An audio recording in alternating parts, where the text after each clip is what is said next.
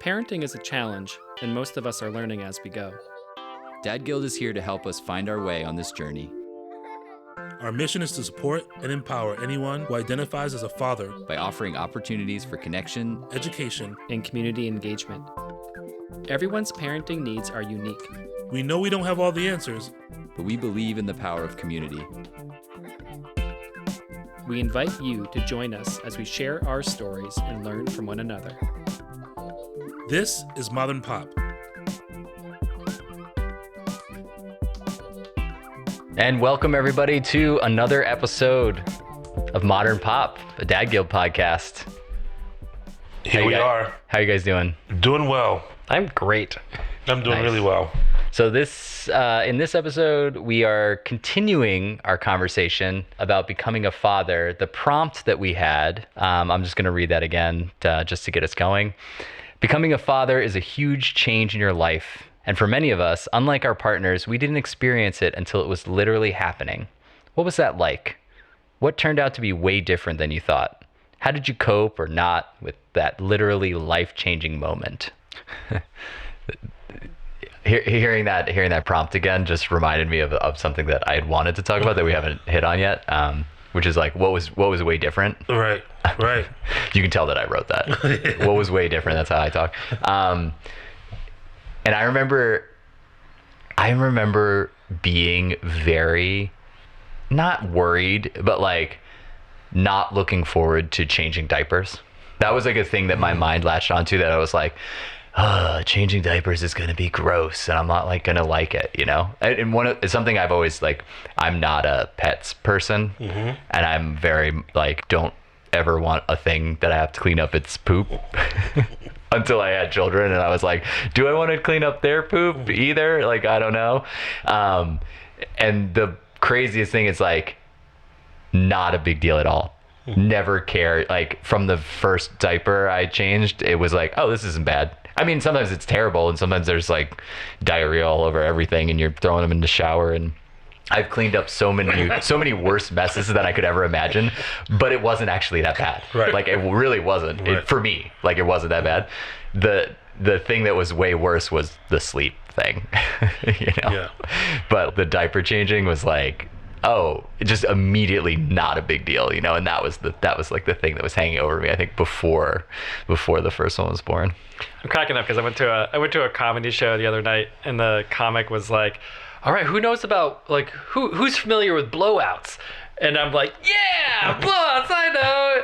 And everyone's like, yeah. And I'm like, oh, this will be really funny. And then they started talking about like hairstyle, like with blow dryer, blowouts. Oh, I thought it was going to be parties or something. Yeah. Well, I was just like, oh, like when I became a parent, like the definition of blowout just changed. It was Right. like, oh, blowout now means when your kid poops themselves so much that the poop goes out of the diaper, it goes Right. up their back and their clothes, and like that's a blowout. So I was really disappointed it wasn't a joke about diaper blowouts. Funny blowout thing, that my older one has had probably 4 blowouts ever. The younger one, all the time. Yeah. So it was this weird thing that we were like, oh, that's not really a thing. And then we had the second one and it was like, oh, it's a thing. And it happens all the time. Yeah, And it's all the time. horrible. Yeah. For me is I've always had a weak stomach when it came to seeing, smelling, hearing someone vomiting, or even the whole poop thing, and that changed immediately for me, where I'm like touching a onesie that has a blowout on it. For me, I also decided early on, before my oldest came, that we were going to do cloth diapers. Oh, did you do that? So we did cloth diapers for the first year and a half. And Whoa! Wow. which for is you. yeah, Wow. which is amazing, right? Like I got like really into it. I went and got a hose, or a bidet, a hose for the toilet, set that up, got a shield, did a lot of research on different diapers that would be efficient, and I stuck to it. We stuck to it. But then again, it's not just dealing with the blowout, right? Because maybe you don't have a blowout. Maybe you have a diaper that's been sitting in a bag for the last 8 hours because you've been out, and now you have to go clean it off. And it's like I said, I had a weak stomach, and now I feel like I have an iron stomach when it comes to those things. So that's. I can't believe I didn't. That's the first time I've heard you talk about that. Oh, yeah. We talked about it doing that because we were just for the environmental impact. We were like, oh, we should use cloth diapers. It's so much better for the environment. At the time, I had a coworker who had 2 kids that was a little bit older than my kid, or was in the run-up as while we were pregnant before, and I was talking to him about it, and he had done it with both of his kids, and he was like, oh yeah, it's great, but here are the downsides. And he was really open about like, there's great things about it and there's hard things. Right. And he was like, use a cleaning service for especially the beginning, because you go through a lot. That just helps you like figure it out. So he was like, for the second time, for his second kid, they did a cleaning service where you actually like trade them out. Somebody comes, picks them up and cleans them for you. The other thing I remember him telling me was like, when they go to daycare, because they won't clean them out for you, so they give you the bag of them at the end of the day, and then you have to clean them, and they've been sitting in the bag all day because they pooped it like, you know what, right after they got there, and they just change it and like hold it for you. Yep. And he was like, that's the worst, because it's like solidified and dried out, and you have to like scrape it out of the thing, and it just was kind of, and my partner and I talked about it, and we were like, yeah, we can't deal with that. Yeah. We just didn't.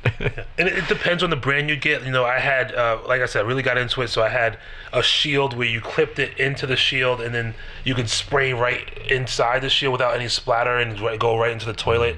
The insert, you know, there was like the covers and the inserts. Like, it just depends on what you get. But I did not do a service, and I mean, I feel like that would have been a lot easier.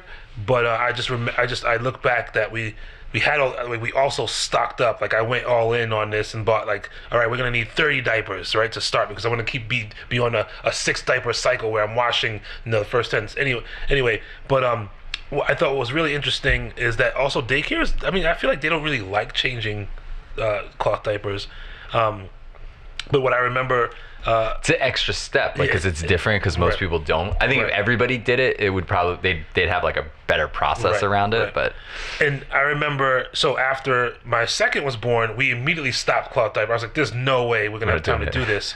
And so we held on to those cloth diapers, like, we're gonna sell them, we're gonna, you know, give them away to family. We held on to those cloth diapers up until just recently. So now, you know, my youngest is 4. He's been out of diapers for a while, but he didn't even wear the cloth diapers. So I sold them on Facebook Marketplace to a family, and I ran into that family last week at the library for a Dad Guild event, and so I'm like, oh, like, look at your baby, you know, she's so cute. Like, how's the family doing? How are you checking in? I'm like, how's the cloth diapers working out? They're like, we already sold it. So like, they didn't even like, you know, they gave it a shot and it was just done. You know, it's a lot of work. We entertained the idea of cloth diapers for maybe a minute. You know, it's one of those things, and that you know, maybe if I was a like more considerate person, maybe, like, it's like environmentally wise, it like makes so much sense. But like, when I've seen people described, like, you're over there talking about a shield, and like, this is foreign territory to me a bit. I know like the hose in the back of the toilet, but I'm picturing you in like a medieval like shield, like doing this, which I'm like, yeah, it probably makes sense, because you're like spraying it and there's stuff everywhere. But we just like really quickly on just had this really honest self-assessment of like, is this something that, like, knowing us and like what are our lifestyles is, and having the place where, oh, like, yeah, I can make this decision, you know, feeling bad about the impact it has on the environment, but like, we're just like, no, disposable diapers is the way to go for us, like, based on our schedules and like what we have time for. And like, that transition into parenthood, like, already so many stresses and so much stuff that you're dealing with mental health wise, and like, the idea of like adding one more thing that you have to like clean and do, as opposed to like, gosh, the idea of taking crap in my life and just rolling it up and taping it and throwing it in the trash, I'm like, yes, please, let me do that. But think about those moments when we talk about self-care, right? So the process in it, like, I remember there were times where the whole process, spraying the diaper down while baby's with mom, right? These are moments those small little moments that you get to yourself, right? Drying them, hang drying them, stuffing the diaper. Like, even though those are like 5 minutes, that's 5 minutes of you getting some time to yourself, doing something that's kind of mindless, but also a moment to like take for yourself. Yeah, again, like, we all do it differently, and that's great that like you hear it experience. That's why we have this community, because we can hear something and say, well, that worked for them, let's give it a shot, right? I remember hearing somebody saying, oh, like blackout curtains. I'm like, why didn't I think about blackout curtains? And now, like, and then naps became super easy when we installed the blackout curtains. So that's why I'm so grateful for this, community, because we can know like what works for us, what doesn't. Blackout, yeah. We moved into a place where that had them. Nice. We weren't using them before, man. and then we moved into a place that had it. Oh, and we stayed in an Airbnb in LA. This was before the pandemic. We went to LA, that had them, and it was like, this is so nice. And then we moved into a house that had them, and we were like, gotta keep them. Like, Gotta keep them, yeah. Now I would like never not have them. Right. Marlon, that piece you just mentioned about how self-care transforms a bit when you become a parent, where prior to becoming a parent, I worked at an alternative high school, and we talked a lot about self-care, like how you're taking care of yourself so you can show up and be present for the people you're working with, and recognizing that, particularly working with folks who have experienced trauma day in and day out, like, it's not easy work, and the importance of, you need to show up 100% like ready to go. Maybe not 100%. Like, I'm also a believer in the philosophy of like, just do good enough. Just be good enough. Like, do your best to do good enough. But that idea of like self-care, and so prior to having a kid, like I'd finish work at 4, and then every Monday through Friday I'd have 7 hours to like do whatever I want. Go home, go for a walk, do some cooking, watch a show. 7 hours. 7 hours. Oh my God. Right. 7 hours. Like, oh man. And now it's funny, and like nowadays with kids, when I think about 7 hours, I'm not even like, oh man, like what would I do for fun? I'm like, oh man, what could I get done to be efficient, to like, check things off. I could finish the box. those 3 projects I have that are not getting done. Repaint the bathroom and like everything. And you're not even getting 7 hours of sleep. No. Oh man. No. That's 14. Like 7 hours. Oh yeah. What would I do with 7 hours? I would sleep for at least 4 of them. Right. Oh man, Right. I can't even imagine that. And just like, because I think, oh man, I think about how much time I wasted, or just like didn't use efficiently, but prior to becoming a parent, where it's just like, oh, I'd sleep until 11, and then like just watch TV and have a very leisurely breakfast, and like 3 p.m. on a Saturday is when I'm like, all right, maybe I'll go do something. But that piece you were saying, Marlon, which I really appreciated, around the self-care, like what, so like, okay, you're not getting 7 hours every night to take care of yourself. That's not a thing anymore when you become a parent. But that piece, or like, what are the things that you're doing throughout the day, taking a few seconds or a few moments here or there to like pay attention to your senses and to be present, and just like kind of like take care of yourself. And you were mentioning the ability to like, hey, I'm like cleaning out cloth diapers, and this is self-care because I'm kind of like, I'm being really intentional about it, and I'm paying attention to what I'm feeling. And I was thinking about like what immediately came to me using disposable diapers. I always had this little game where I would try to like, after I like cleaned the diaper, got the new one on, you have like the tape on the side of the diapers to like trap back up before you ball it up and throw it in the trash. I would try to take the soiled diaper and like put the tape around to make it into like a small or tight of a ball as possible. And like, that was part of my routine. I'd be like, I'd really enjoy trying to do that, and I would notice the size of it, and then I would reflect of like, okay, yeah, you did a nice job there. Or I'd be like, or even just really noticing like, wow, there's a lot of pee in this diaper, or like, woof, that was a smelly one. Like, Right. yeah, definitely. Just hold that poop for another 5 seconds. Yeah. Just really enjoy. Yeah, I mean, I don't know, it's weird. Is it weird to be like, I'd be like, ooh, nice Right. girl. That's a It good one. could be like That's a good one. blueberries. Like they ate a lot of blueberries. Like, oh, that's definitely yeah. blueberries. Or, wow, Oh. we're not gonna give them that meat anymore. That different thing. So that just made me think of, this is a slightly off topic, Okay. but we have this joke. So this is a while, like must have been in the fall. We're out hiking with the baby. So he's probably like 6 months old, and he's got like, we're like, oh, you have a poop, like we got to change you. Oh, he had a blowout Right. on the hike, so we got to take him out. We got to change him on like a picnic table. Not And the we- hair dryer kind of a blowout, right? No, the real kind of blowout. Yeah, the real kind. With that You're really- listening, there's only one kind of blowout. Right. Come on. In this community, yeah. He had you can picture a 6-month-old with a blowout. Also funny. But so we open the diaper, and it's like yellow, and it has like little tiny like hair lines all through it, that we were like, are those worms? oh my God, like what? And so we're like looking at it, and of course the older ones run around, and he's like, what's happening? Like, oh, what are you looking at? And we're like, Analyzing. he's like, why are you guys analyzing the diaper? I'm looking at it so closely, trying to figure out with the tights, are they moving? Like, what is this? So we call the pediatrician. We change them. We save it because we're like, we call the pediatrician from the hike. We're like, let's get on the call. We talk to them. They're like, luckily he had a checkup the next day. He was having a checkup, so they were like, just bring it with you. We'll check it out. We'll whatever. And then they were like, mention it to us tomorrow if like, just like pay attention if it keeps happening. So it kept happening like the next couple of diapers. So we go in, we show it to them, and they're like, we don't think it's really anything. And then the pediatrician looks at it. She's like, I haven't really looked at it yet, because she came in before she had a chance to like actually go check it out. And she's like, you know what? The way you're describing it, did he eat a lot of bananas recently? And we were like, yeah, he eats like all the time, just bananas. And she was like, okay, because it was like right when I think we first started giving him solid food. Right.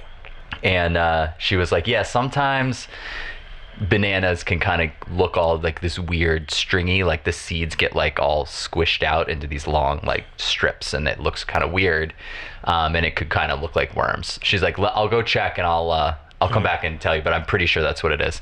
And then so we're doing like whatever, then the nurse is in and we're doing the like vaccines or whatever else we're doing, and she pops her head back in and is like, she's like, hey guys, just to confirm, definitely bananas. And like that's been a gag with our family. Like the 4-year-old loves it, like too. It's like, that's like definitely bananas. Oh man. People who are still listening. Right.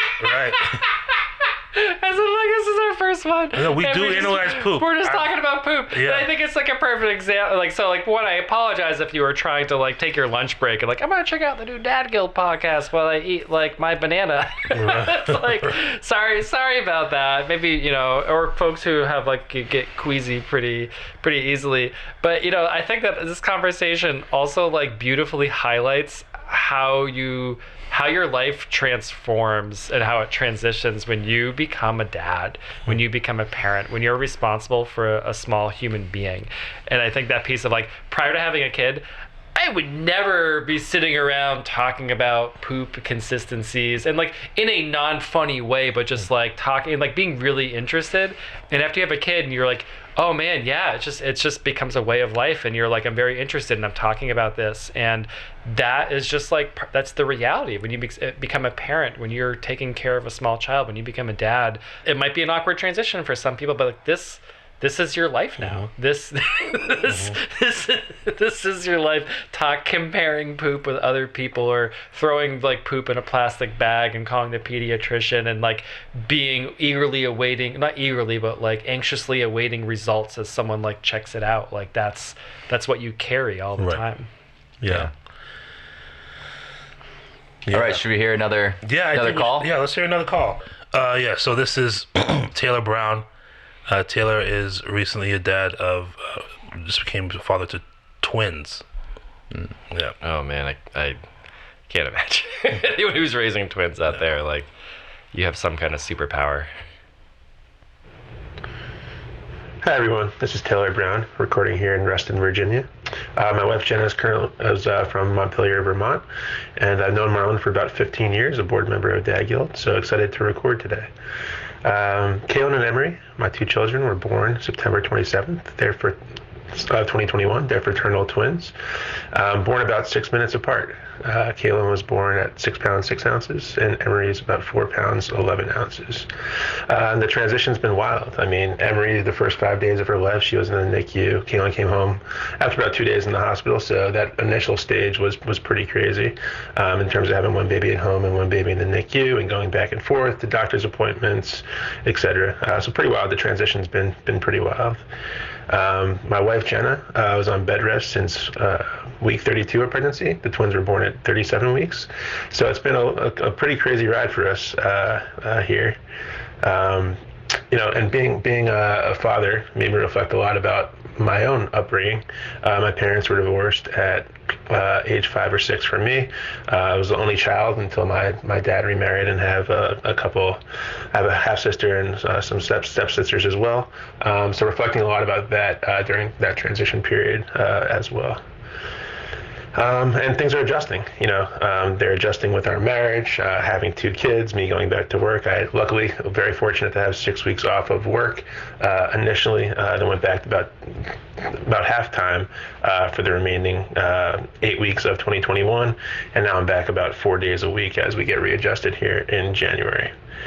So the transition's been good, but tough. I mean, it's amazing being a father, but it's also challenging having twins. I mean, the things that's really tough is the lack of sleep. I'm sure you've heard it before, but the lack of sleep, trying to balance work and family, and then the isolation as well. COVID's not helping that piece, but and the winter time. So we're not often, we didn't get to see family over the holidays, not seeing friends all that often, and if we do, it's a short visit.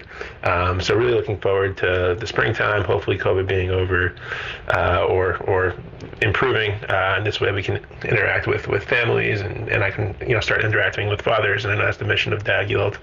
So, very, very important work that y'all are doing, and, as we enter month 4 of being parents, and me month 4 of being a father, really looking forward to the daycare phase. We're putting them in daycare at about 6 months in late March when my wife goes back to work.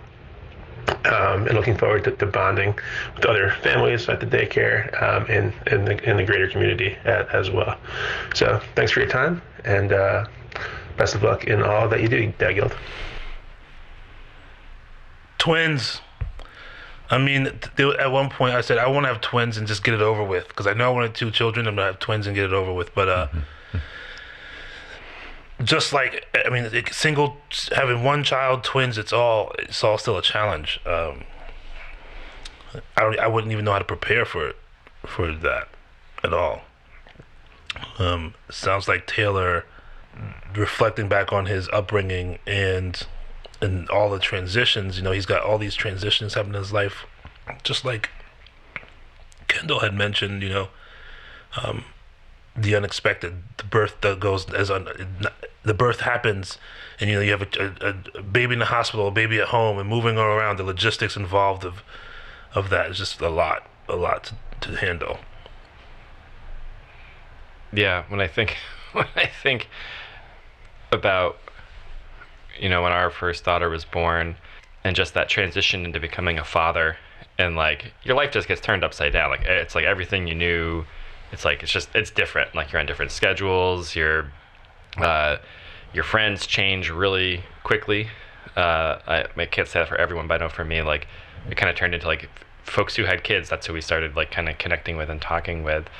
But it was such a roller coaster. It was so challenging. So the idea of twins, just like I was similar. I was like, oh man, I really want twins. Like I think there's this like really romanticized thing about twins where you're like, oh, this is so cute, and like like you say, like just 1 pregnancy, get 2 kids. But then like afterwards, I'm just like, man, I don't know how I would have dealt with twins like at the same exact time. Like just even as simple as like doing drop-offs at daycare or feeding, or I would imagine they're like waking each other up all the time. Like I don't know.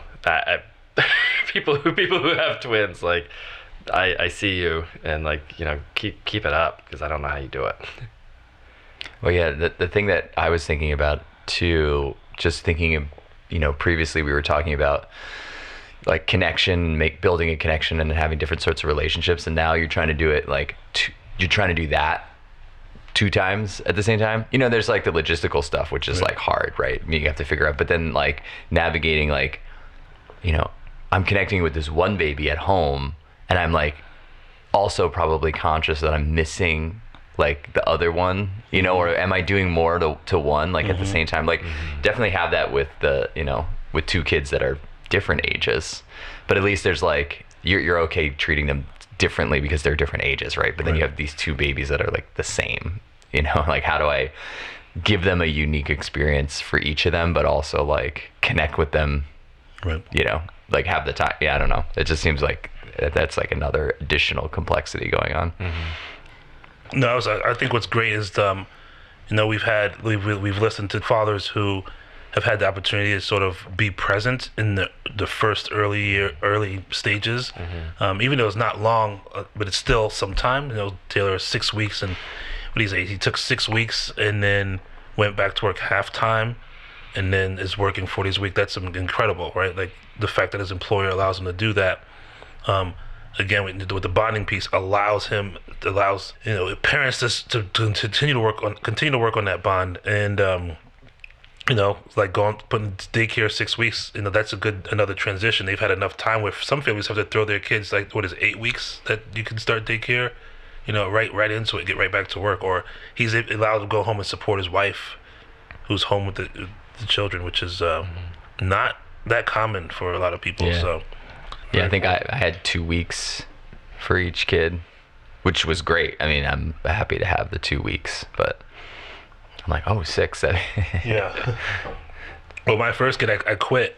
And then my second one, I was knowing I was going back to work, and he came right as I got a job offer. And I was like, I'll start in 2 weeks. So I did 2 weeks. Yeah. Mm-hmm. Yeah, I was listening to some of these guys talk and share about that transition into fatherhood, and I'm noticing, like, between hearing these folks and just talking to a lot of dads over the years, these like 3 themes that kind of come up around what people go through. And that sleep's always like one of the biggest ones. I think, like, I think, like, before having a kid, it was always like, going to work and like, I'm so tired all the time. And I just want to, like, go in a time machine back in time and be like, dude, you have no idea how what tired means. You're just, you're sleeping 7-8 hours a night. You're like, you have so much time to rest. Whereas once you have a kid, it's like, oh man, you learn how much you can actually do on, like, how little sleep. And how you're just getting woken up all the time, and when they're asleep, you're doing all the other stuff that you need to do. That, like, sleep has a pretty big impact. Well, you haven't taken out a withdrawal from the sleep bank? Remember, like, at the beginning, everyone's like, make sure you get enough sleep before your kid arrived. Like, make sure you get enough sleep. I'm like, oh yes, bank that sleep. I am banking that sleep, and I will come back and withdraw hours of sleep. You don't withdraw your hours? No, I am in serious debt in the sleep bank, and they've been reaching out to me a lot, being like, hey man, you owe us. And I'm like, I'll get to you next week. I just want to say to all those people who say to parents, like, before they have their first child, to, like, get enough sleep, like, don't say that, because it just doesn't exist. There's no sleep bank.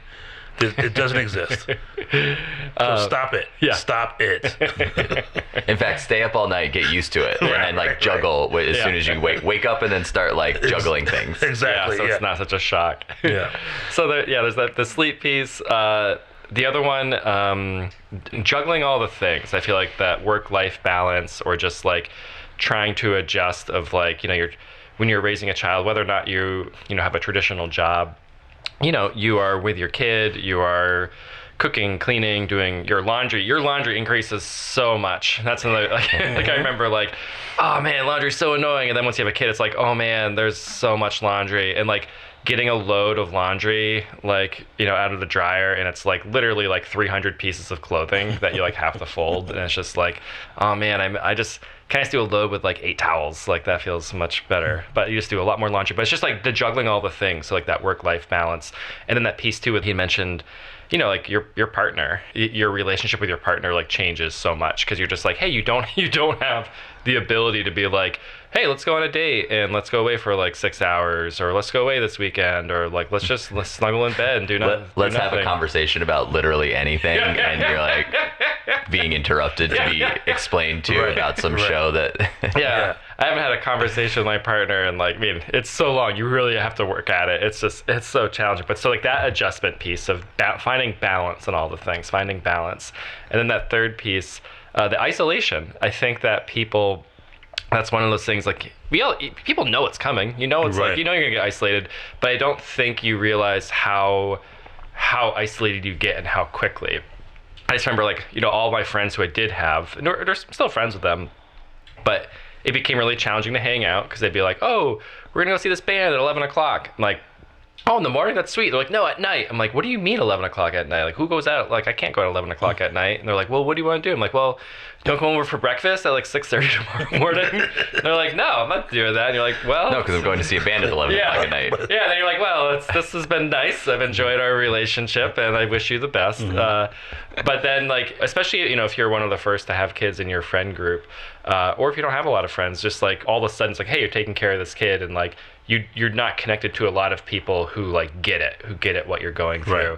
Right. Just to have that network of folks who you can talk to or share, or like, you know, someone who comes over. I know it's been really challenging with COVID, but someone who comes over and can just like, hey, let me take your baby, and like, you know, they swaddle them up while you're like doing something, or they just like start doing dishes, or they bring a meal, and you're like, oh, these people get it, they understand. Right. And like I appreciate that so much. Well, and COVID has made that really hard because you couldn't do that. Like that's, I think you were talking previously about all the people who had babies in COVID.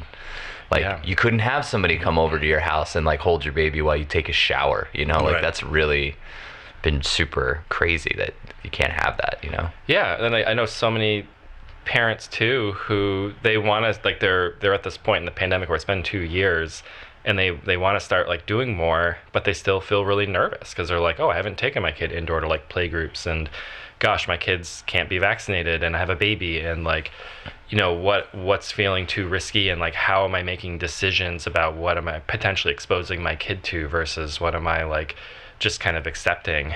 And so I still know a lot of, you know, a number of dads who like they still don't really come to stuff, and they want to. They're like, I really want to, I just like can't. And you're like, gosh, 2 years of that, like that feeling of isolation, that's just like so challenging. Right. I have I'm still dealing with that. Like, is it okay to take them to places? But I was thinking like, my oldest is 4, so he was like 2 the last time he like went to eat at a restaurant. Mm-hmm. So like, I'm kind of like in this place where like at some point we're gonna go to a restaurant, and it's gonna be like having to teach him like, this is what a restaurant is like. Like you have to order. Like he kind of probably remembers, like he has been to like, you know, some restaurant, but it was so long ago that like, I don't know what he's gonna be like. If he's gonna be like all zany because he's excited, or if he's gonna just be like, it's like at home, or like, I don't know. Like, what is this new place? What's and like, how's that gonna go over? Like, you know, dealing with children in all kinds of different environments is always, you know, interesting. And like, you know, that's a setting where there's, you know, you can't be knocking things off the table or like running around, you know, like that. Right. I think about too, Keegan, the connection piece and friendship. You know, their twins are going to daycare, and he mentioned that big daycare piece, how that's going to be great for him, an opportunity for him and his family to connect with other families. I think that's also huge because you connect with them in a way where like you kind of sort of become friends, but you know, like the struggle is the same for every family. Like, you know, getting the kids ready to go to daycare, making sure that you are following the rules. Everyone is following the rules and the policies of whatever daycare. So that brings people together. And I mean, we're fortunate that we all, you know, happen to go to the same childcare center, but, you know, understanding our experiences throughout, and some of the friendships I've developed from past daycares have always been a good support, you know, because again, like we say, like you're not the only one going through whatever it is that you're going through. You're not the only one. That just reminded me of I was at pickup the other day. This was like maybe a week or 2 ago, and we're walking out, and the older one's like, "Did you bring me a snack?" Oh, it was a short day. It was like a half day, so it was like a midday pickup, and he's like, "Oh, did you bring me a snack?" Because usually we have a snack like in the afternoon pickup because it's going to be a little bit before dinner, right? But at the midday pickup, there's no snack because they literally just had lunch, and we're going to go home and do like a rest time. So he's like, "Oh, do you have a snack?" I'm like, "You just had lunch. We're going to have a snack like after rest time." And literally there's a mom, you guys actually know who it is, but in the next car over, and she's like, "Yes, you're going to have a snack later. We're having the same conversation in our car," like literally the same conversation. And I was like, "Yeah, see, everybody's having a snack later." Right. Yeah. Yeah, and then I think about that isolation piece, like the daycare, and like, you know, particularly as, you know, we talk about non-birth partners, and I'm thinking particularly around like men and dads, and like, even just as men, how I think we're pretty wired to like, you know, or been conditioned to like not have a network, and to like not connect with people, and to like, you know, I can do this on my own. I'm tough. Like I'm a guy. Not everyone has that, but I think it is fairly common. And then you already have that kind of wiring and that feeling. And I think you can kind of have that without having it too. You know what I mean? Like there's a lot of people who, if you're like, you make a joke about it, but then like you kind of still do that stuff. Yeah. You know? Like it's like you're like, no, I'm modern and evolved, and like I don't act like that. I'm not like a tough guy. But then like when I'm like, oh, but yeah, I didn't actually like reach out to anyone when I needed help. Like I didn't actually do it. Yeah, we did. I mean, we did a Dad Guild survey last year, and like, you know, I had like 40 respondents, and like for people who weren't coming out to events, a quarter of them said that they didn't come because due to like social anxiety. And so I think there's this like, whether it's social anxiety or this piece around like, ooh, that actually sounds kind of fun, but yeah, it still just feels awkward and uncomfortable, whether it's me just being a little socially anxious or shy or uncomfortable, or there's that man kind of like, you know, I don't really actually know how to like have friends. It's also just like in general, as adults, it's really hard to make new friends. Like it's really, it's, I hear that all the time across, like whether you have kids or not, there isn't this like easy, like, you know, people you work with, it works out. People like, you know, if you're close to your neighbors, that can work out. But kind of beyond that, it's like, how do you make friends? And I think that's something that's like, I see a lot, because I think about even like that daycare piece where, yeah, you can form a great community, but like it's still awkward because like you're doing the rush to like drop kids off, you're picking kids up. If your schedule, like maybe one partner picks up the kid all the time and you don't, and so how do you just walk up to someone and be like, hey, like, how you doing? Can I have your number? Do you want to like talk? And that's why I think, you know, the work we're doing at Dad Guild is to hope kind of like, hey, like here are things you can come do. We're going to schedule the things. So you can just take out that awkwardness. And then when you come, like, hopefully you just kind of start talking to people. We can kind of like ask some questions and things like that. So that's been really cool. I saw at a play group a few weeks ago, I saw two dads like pull out their phones and like exchange numbers, and I was like, oh yeah, that's awesome. That's really cool. I don't see that very often. Yeah, I think of all the numbers that I've gotten of people who I met, and you know, we'll be at a playground and he'll be playing with a kid, and he's like, get the number, and I exchange numbers with these people and like never see them again. Yeah. But those aren't Dad Guild events, but like Percy is the same. Like, I want to be friends with those people. Oh, that's awesome. Yeah, He's like that. He does that. Make sure you get their number. It's so funny. It's so funny. He's me. Well, I think that piece is like spot on. Like what are we modeling? What are we modeling to kids? Because I think that like, you know, early on, like as kids are growing up, like they see what you're doing. They see how you're taking care of yourself. They see like how you're splitting up labor in the home. They see who's picking them up. They see all this stuff. And so that piece around like, you know, if you're not spending time with people or interacting with folks socially, your kids see that. Right. They see that like, oh, like, gosh, my parents like don't really have many friends, or like I don't really see other people a lot. And then so you're like, okay, what am I teaching my kid around that? And it's tricky. It's like a challenging thing to think about, but kind of like how, even if you're feeling socially anxious or you're more inclined to be like introverted and isolated, how can you know, teach your kid about like making friends, which, you know, I guess they get, if they go into like childcare and school, they're getting, you know, a bit of that, but like just as a caregiver, how are you modeling that? Well, yeah. And you know, that made me think of is a lot of parenting, I think, is about being okay with yourself, like being in a good place as a human on your own. Like that's the starting point. Like that's why you need to have self-care. That's why you need to connect with other people, because those are things that make you okay, and you be able to then model healthy like life, right, for your kids. And like the more you take care of yourself, the more that just it puts you in a better place to just naturally do all those things that are like a good example, right?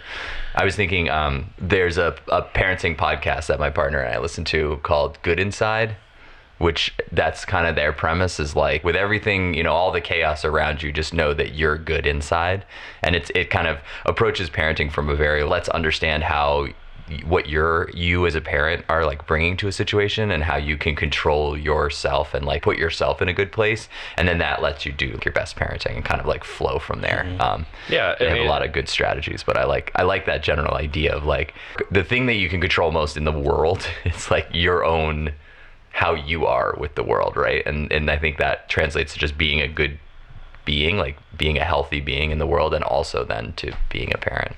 Well, it's just, I mean, that reminds me of just when you're on an airplane and there's like, hey, if the masks come down, like step 1, like put your mask on. And then step 2, like, you know, whoever you're with, help them with their mask on. And it's like, yeah, I remember like, you know, first hearing that, I was like on a plane and I'm like, no, like F that, like I'm totally gonna help other people first. And it's like the knives you get, you know, through life experience, it's like, oh yeah, like you need to make sure that you're set and you're prepared and you're taken care of, because if you don't, then like you're not gonna be able to help others. It's interesting. So I have a tattoo that says the other fellow first, which is a motto that I got from a summer camp I had attended, and it was always the other fellow first. And then I joined this organization in one of my many colleges where it was all about community service. And everyone, you think about like, everyone's like, I'm going to take care of everybody. Like, I'm going to make sure everyone's okay. Like, I'm going to make sure people are fed and have their basic needs taken care of and ignoring themselves. And I came to this realization, like, man, that's great. But like, everyone always says to put your best foot forward, But if you have a broken foot, you gotta nurse that foot back to health. And so it's really important, like we're saying here, is just to find ways in those small moments, which we've been talking about, finding times, those small moments to take care of yourself, even if it's 3 minutes, sipping cup of coffee, taking a dump, right? Like those are minutes with times where like you should take for yourself and be good inside, like you're saying, Nick. So and that doing that's not selfish, that's actually is selfless, right? Like take care of everyone and you're part of everyone. Like you yourself. Yep. Taking care of yourself is part of taking care of like everyone else. Exactly. Because you can't. Like you can't you can't physically or mentally take care of everybody else if no one's taking care of you, right? Yeah, and you have to take care of you sometimes as well. Yeah, and I think we're just going back to like that. What are you modeling for your kids? Like, I think our society as a whole is really set up to like, you're sacrificing yourself all of the time. Like the work culture we currently have, or that, I know that's pretty pervasive, is like, you work as many hours as you can, and like sometimes people like work on weekends. They're, always going to be the best, going to like do all this stuff. And, or even just like this competitive, culture that's just like everything's rushing. But to really model to your kid, like, hey, you know what? Like, I'm actually going to stop right now and I'm going to go take care of myself. And I want you to see that. And I think, and then like in like putting words to that as well with your children, so they can really see like, hey, how important it is to have boundaries, Like, hey, I don't want to do this, or hey, I'm feeling like a little overwhelmed, so I need to prioritize myself right now. Actually, that's something that my partner and I have been working on a lot, actually. And she's trying to do it, and she's been reminding me to do it. And I've been trying to do that too, that our son's like, play with me, do this thing, and just be not half playing, but really being able to say like, I need 5 minutes. I'm going to sit on the couch. You can play here next to me. Like, I'm not leaving you. Like, I'm with you, but I'm just going to sit here and like rest for 5 minutes, and you can play, and you're perfectly safe and happy to play. And after 5 minutes, then we'll play. But I need this like 5 minutes right now. And showing them like, I'm going to sit here for 5 minutes and just kind of like stare out the window or like rest my eyes or whatever. And then we're going to play. Right. And him, sometimes he's not happy about that, but at least it's like, no, I need this because then I can play with you better, rather than kind of just like, okay, we're moving through the motions of playing and not really being there. That's a great lesson in setting boundaries, and helping, your son understand boundaries, right? Yeah. Because it's clear, and great. I like that. And modeling it too, so that if somebody's like, I want to play with you, and he's like, no, I can't, I don't want to play right now. Like, that's one of the things I love about our daycare is they have like the self-care space. I don't know if they have that in like the kindergartens and stuff too, but like, the fact that they let the kids, they're like, oh, there's a lot happening right now. I need to go be by myself and like just like read a book for a minute. Like, that's good. I was volunteering in my kids' class the other week, and there was one child who was playing, and this other child came up and he was like, can I play with you? And the other kid was like, nah, right now I just want to play by myself. And the other kid, he kept asking, like, I just want to play with you. And the kid's like, no, I really just want to play by myself. And I went over, I'm just like, hey man, like, I'm hearing our friend here say that sounds like maybe they like playing with you, but just right now in this moment, they would like some space. So maybe let's give them some space. Let's make sure we're listening to our friend's words, and maybe let's go do something else. And I looked at him, and his like chin was just like shaking, and you could see tears coming out of his eyes. And I immediately was like, "Oh my gosh, this feels awful." You just hurt a kid. And just like did I say the wrong thing to this kid? Like, did this kid just interpret me saying like, "Man, this kid does not want to play with you."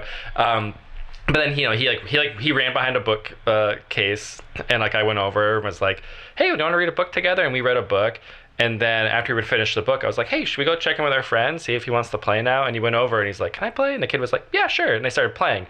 And I was like, oh man, that was really rad actually. And it's like, but I think that teaching that to kids around like, hey, like it's okay for people to say no, and it's okay to feel rejected and hurt there, and then then what do you do with those feelings and emotions, and then how do we kind of go back to it?